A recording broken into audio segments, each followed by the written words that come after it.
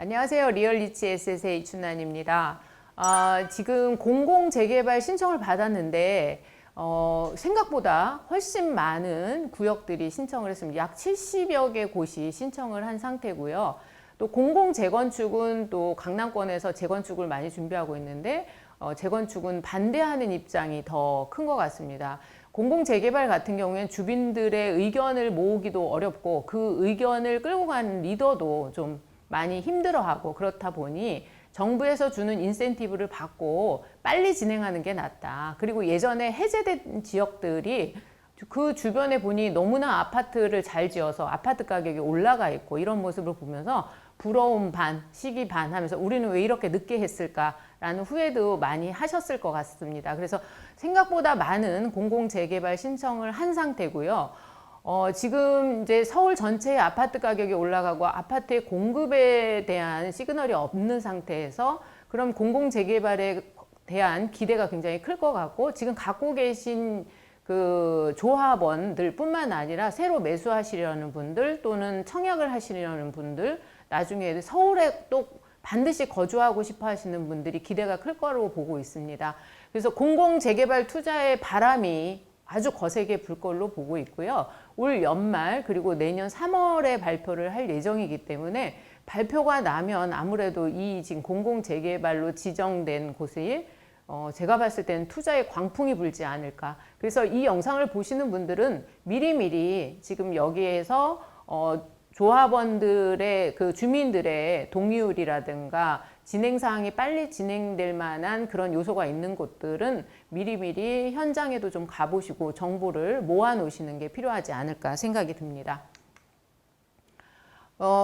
지금 현재 공공재개발 같은 경우에는 예전에 2002년 그 이명박 서울시장이 발표한 그 뉴타운 재정비 촉진지구하고 거의 비슷한 개념으로 보시면 될 것 같습니다. 그 재정비 촉진구역 같은 경우에는 굉장히 큰 범위의 구역을 가지고 전체적으로 다 새롭게 뭐 공원이라든가 도로라든가 이런 것들을 다 함께 개발한다라는 취지로 발표를 했었고요. 그 1단계가 은평 뉴타운, 왕십리 뉴타운, 기름 뉴타운이었고요. 지금은 이제 다 완성이 됐죠. 그리고 2003년도에 2차로 12곳, 도림은, 한남, 중화, 아현, 천호 구역이 되는데요. 지금 아직도 한남 같은 경우에는 이때 2003년 이후에 지정이 되고 한참 가격이 올라가고 멈춰 있기도 하고, 결국에는 한남 3구역이 가장 빠르게 진행이 돼 있고 한남 1구역은 해제가 됐는데 이번에 신청을 한 구역이라고 보시면 될 것 같습니다. 그리고 2005년도 3차 11곳이 지정이 됐는데요. 이문, 휘경, 상계, 부가현, 신길, 흑석, 신림, 이런 곳들이 11곳 지정이 됐습니다. 이 중에서도 이제 다 마무리가 돼서 끝난 곳들이 있죠. 이문이나 휘경 같은 경우에는 지금 상계도 진행하고 있고요. 신길 같은 경우에는 지금 3단계가 이제 공사를 하고 있고, 3구역이 공사를 하고 있고, 나머지들은 이제 조금만 있으면 거의 다 입주하는 상태고, 부가현 2, 3구역은 아직 이제 진행이 되고 있고, 나머지들도 지금 준공이 다 나서 그 주민들이 지금 거주를 하고 아파트 값도 상당히 올랐다고 보시면 되고요. 흑석과 신림도 마찬가지로 지금 진행이 지금 되고 있는 상황입니다. 그 시대적인 특징을 보면 2002년도하고 2007년도에 집값이 엄청나게 상승을 했고, 그 이후에 말만 하면은 그냥 뭐 이 구역 지정만 됐다 하면 투자자들이 여러 곳을 막 다니면서 집값이 상당히 상승을 했고 기대가 굉장히 컸던 그 뉴타운이었습니다. 그런데 이제 박원순 시장이 2015년 때부터 이제 그 서울의 재개발에 직권 해제를 하기 시작합니다. 그래서 27개 곳을 구역을 직권을 해제를 했고, 현재로는 327곳이 정상적으로 지금 추진 중에 있습니다. 우리가 모르고 있는 곳이 이렇게 많다는 거죠. 327곳이 지금 현재 뭐 관리 처분이 난 곳이 있고, 조합 설립이 된 곳이 있고, 굉장히 다양하게 있고, 또 반대도 아직 여전히 반대하는 곳도 있습니다. 공공재개발 하면 뭐가 좋으냐? 공공재개발 하자 하면 분명히 거기에는 임대를 넣을, 지금 정부에서는 2023년도 주택 2만 가구를 공급하겠다라는 그 목표를 가지고 지금 공공재개발에 인센티브를 주겠다라고 말을 하고 있고요. 용도 지역 상향, 이제 높게 지어야 되겠죠. 용적률, 기부 체납 완화, 뭐 공원 부지를 뺀다든가, 뭐 학교 부지를 뺀다든가 여러 가지 이제 집을 지을 수 있는 여건을 완화시켜 주겠다. 그리고 사업성을 보장, 관리 처분 시 분담금을 확정하고 분양가 상한제 적용을 제외하겠다. 이거는 분양가 상한제 같은 경우에는 이게 사실은 분양가 상한제가 있지만 약간 꼬무줄 가격이 아닌가. 이거는 정부에서 뭐 규제를 하면 규제가 되는 거고, 지금 뭐 둔촌주공 같은 경우 아직 시작도 못 하고 있는, 분양 신청도 시작도 못 하고 있는 그런 상황인데요. 분양가 상한제 적용을 제외시켜서 사업성을 높여주겠다라고 하는 거죠. 그리고 사업비를 지원해주겠다. 사업비 융자, 이주비 융자, 기반시설을 국비 지원을 해주겠다라는 겁니다. 그리고 신속한 인허가. 이게 지금 보통 재개발 같은 경우에 10년, 기본 10년입니다. 기본 10년, 뭐 구역 지정되고 10년. 또 어떤 곳은 조합 설립되고 10년. 근데 어떤 곳은 지금 한남 같은 경우는 계속 지연돼 가지고 오랫동안 시간을 끌고 있는데요. 아까 2002년 그때 뭐 지정이 되기 시작했으니까 지금 2020년이니까 10년이 뭡니까? 10년이 훨씬 더 넘었죠. 그래서 도시계획 통합심의라고 해서 그 단계를 좀 압축시키겠다. 그리고 뭐 사업 시행 인가까지 보통 조합 설립이 되고 사업 시행 인가까지가 한 40개월 정도가 걸리는데요. 이거를 뭐 한 18개월로 단축을 시키겠다. 여기에는 주민들의 동의도 굉장히 중요한 요소로 작용을 하기 때문에, 그렇지만 정부에서도 이 임대주택을 더 추가할 수 있는, 그리고 서울에 주택을 공급할 수 있는 그런 조건이라면 심의 같은 것을 빨리빨리 진행하게 해주겠다라고 이야기하고 있습니다. 어떻게 되는지는 이제 가봐야 되는 거겠죠. 시간이 지나봐야 되는 거겠죠. 여러분들께서 이제 궁금해 하실 것 같아요. 지금 구역 지정, 지금 공공재개발을 신청한 구역들입니다. 여기서 잘 보셔야 되는 것들이, 여러 지금 전체 구역에서 이렇게 많은 70곳 정도 신청을 했는데요. 아무래도 강남권에서는 송파하고, 그 다음에 강동의 고덕, 그 다음에 용산, 그리고 또 인기 많은 지역이 어디예요? 마포. 이런 지역들이 아무래도 이런 지역들이 인기를 많이 끌 것 같고요. 지금 현재 보면은 종로구하고 중구 같은 경우에는 우리가 공사를 할 때 항상 느끼는 게 뭐냐면 땅만 파면 유물이 나오는 그런 일이 있습니다. 그리고 종로구나 중구 같은 경우에는 이제 주택만 있는 것이 아니라 건물들이 상업용지가 많은, 세운 같은 경우에는 상업용지가 많은 그런 위치이기 때문에 뭐라고 해야 돼? 그 건물이라든가 땅이라든가 가격이 상당히 비싸서 소유주들의 동의가 굉장히 이렇게 끌어내기가 쉽지만은 않는 위치입니다. 그리고 여기 보면 성동구의 장안평 중고차 매매센터 지금 진행이 되고 있고요. 금호 23구역도 지금 진행이 되고 있습니다. 그럼에도 불구하고 더 빨리 진행을 하고 싶어서 지금 이번에 신청을 했고요. 동대물 같은 경우는 신설이 답심리 전농구, 용도 3, 용도 1-6구역. 그래서 지금 이렇게 많은 지역들이 신청을 한 상태입니다. 아무래도 그 용산이라든가 강남권이라든가 인기가 많고 가격 상승을 부채질할 만한 곳들은 발표가 조금 늦어지지 않을까 이런 생각을 하고, 영등포 같은 경우는 굉장히 많이 신청을 했어요. 굉장히 많이 신청했는데 그 신길 1, 6구역 뭐 이런 곳들은 기존의 신길 뉴타운에서 빠졌다가 다시 이제 신청을 한 상태라고 보시면 될 것 같습니다. 공공재개발은 지금 70곳이 신청했고요. 도시재상에 해당이 안 되는데 이번에 신청한 곳도 있기 때문에 아마 걸러질 걸로 보고 있습니다.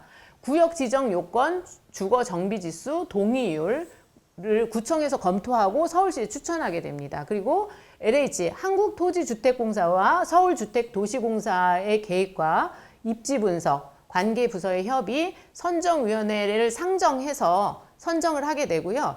기존 정비구역은 올해 안에, 그리고 그 외 지역은 2021년 3월 말 발표 예정입니다.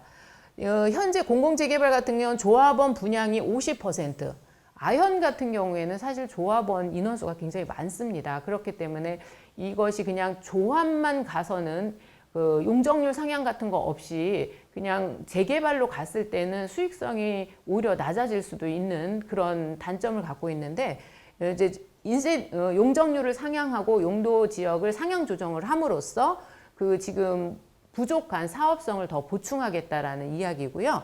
공공임대가 20%, 공공지원임대가 5%, 그리고 일반 분양분이 25% 정도 해당이 될 거로 보는데, 사실상 여기서도 자세히 보면 일반 분양분이 많지 않구나. 그러면 결국에는 공공재개발의 조합원으로 내가 들어가야지만 이 이제 서울의 주택을 소유할 수 있겠구나라는 생각이 저는 이 자료를 정리하면서 들었습니다.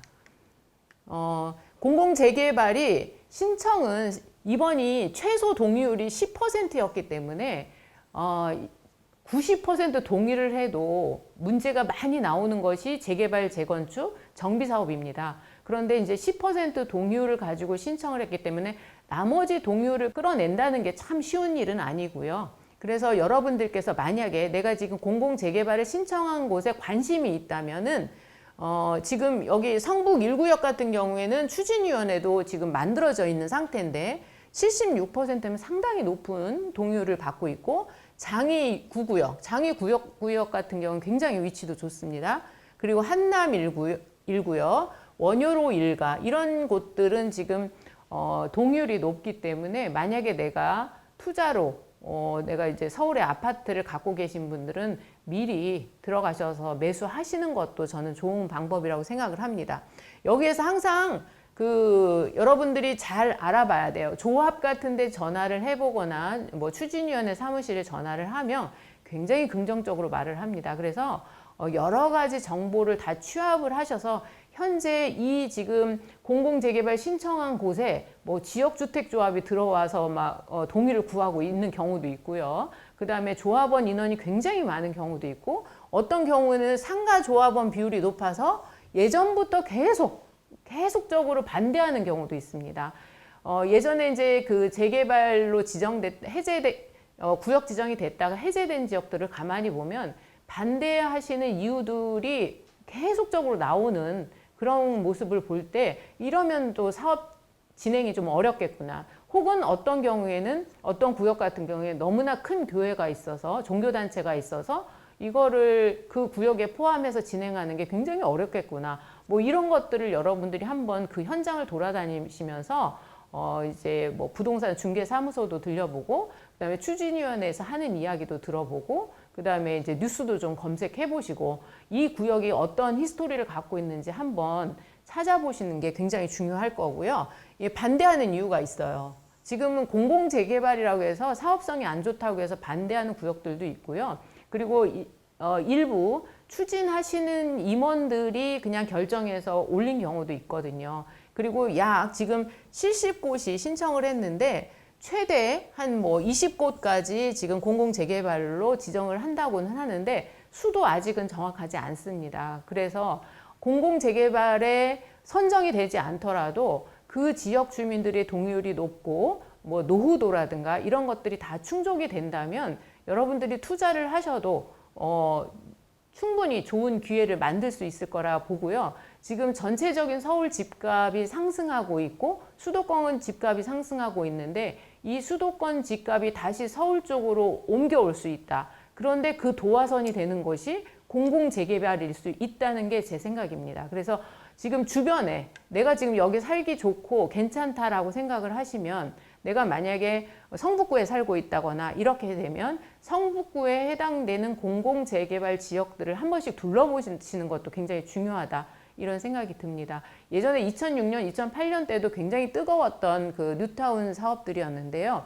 오랜 시간 끝에 결국엔 지금 이제 고급 아파트로 거듭나고 이제 입주하는 아파트도 있습니다. 결국에는 두 가지가 굉장히 중요한데요. 내가 자금이 없으면 긴 시간을 투자해야 되는 게 맞고요. 그 다음에 내가 자금이 있으면 프리미엄을 주고 짧은 시간 안에 수익을 볼 수 있는 방법이 있습니다. 만약에 여러분들께서 지금 현재 자금이 없고 내가 집 마련을 해야 되겠다라고 하면, 이 동네 가보면 지금 어떤 동네는 너무 골목이 좁아서 차가 들어가기 어려운 골목들도 있습니다. 그렇지만 미래에 이 동네에 이 공공재개발하는 곳이 뭐 2000세대, 1500세대의 아파트가 들어선다면 상당히 쾌적한 환경으로 변한다는 것을 머릿속으로 상상하실 줄 알아야 진짜 투자를 할 수 있지 않을까 생각이 듭니다. 공공재개발은 앞으로 눈여겨보셔야 될 투자처입니다. 지금까지 리얼 리치 에셋의 이춘환이었습니다.